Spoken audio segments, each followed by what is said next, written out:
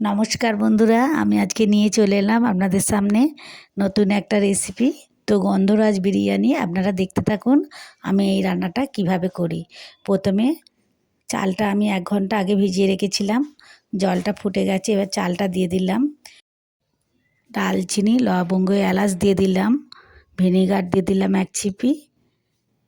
এবার সাদা তেল দিয়ে দিলাম, লবণ দিয়ে দিলাম স্বাদ অনুযায়ী। এবার ভাতটা ফুটতে আরম্ভ করেছে, দেখুন। ডিম 4টে সিদ্ধ করে রেখেছি। কড়াতে প্রথমে তেল দিলাম বেরেস্তার জন্য, পেঁয়াজগুলো দিয়ে দিলাম। পেঁয়াজগুলো লাল লাল করে ভেজে তুলে নেব। এরপর ওই তেলের মধ্যে ডিমগুলো ভেজে নেব। লাল লাল করে ডিমগুলো ভেজে তুলে নিলাম। এবারে আলুটা একটু হলুদ দিয়ে সিদ্ধ করে রেখেছিলাম, সেটাকেও কড়ার মধ্যে দিয়ে দিলাম, দিয়ে লাল লাল করে আলুগুলো ভেজে তুলে নিলাম। এখানে আছে পেঁয়াজ, টমেটো কাটা আর একটা গন্ধরাজ লেবু। তাতে তেল দিলাম, দারচিনি, এলাচ, লবঙ্গ, তেজপাতা দিয়ে দিলাম। দিয়ে পেঁয়াজ কুচিগুলো দিয়ে দিলাম, টমেটো কুচি দিয়ে দিলাম। ভালো করে নেড়ে ছেড়ে লাল লাল করে ভেজে নেব। এবার লবণ দিয়ে দিলাম স্বাদ অনুযায়ী, যাতে তাড়াতাড়ি নরম হয়ে যায় পেঁয়াজগুলো। এরপর আদা রসুনের বাটা দিয়ে দিলাম 2 চামচ, দিয়ে ভালো করে কষিয়ে নেব। বন্ধুরা, আমার চ্যানেলে যদি আপনারা নতুন হয়ে থাকেন তো লাইক, কমেন্ট, সাবস্ক্রাইব করে দেবেন। এবার লঙ্কার গুঁড়ো, হলুদ গুঁড়ো, জিরের গুঁড়ো, কাশ্মীরি লঙ্কার গুঁড়ো দিয়ে দিলাম। দিয়ে ভালো করে কষিয়ে নেব তেল ছাড়া পর্যন্ত। এবার গোলাপ জল, কেওড়া জল 1 চিপি করে দিয়ে দিলাম। দিয়ে আবারও একটু কষিয়ে নিলাম। নিয়ে এবার আলুগুলো দিয়ে দিলাম,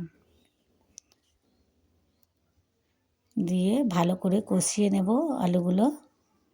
এবার আরও একটু লবণ দিলাম, দিয়ে ডিমগুলো দিয়ে কষিয়ে নিলাম।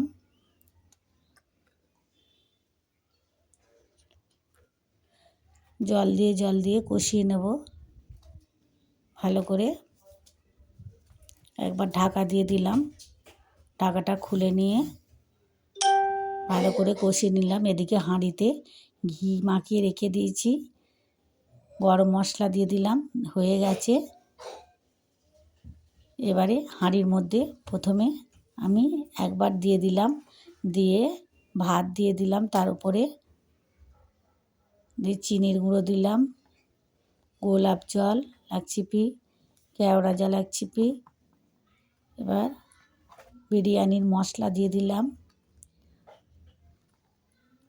আতর দিয়ে দিলাম, বেরেস্তা দিয়ে দিলাম, ঘি দিয়ে দিলাম 1 চামচ। দিয়ে এবার ওপরে আবারও আলুর ডিমটা যেটা ছিল দিয়ে দিলাম, দিয়ে তার উপরে ভাতটা দিয়ে দিলাম। দিয়ে ভালো করে চাড়িয়ে দিয়ে কেওড়া জল, গোলাপ জল, আতর, বেরেস্তা,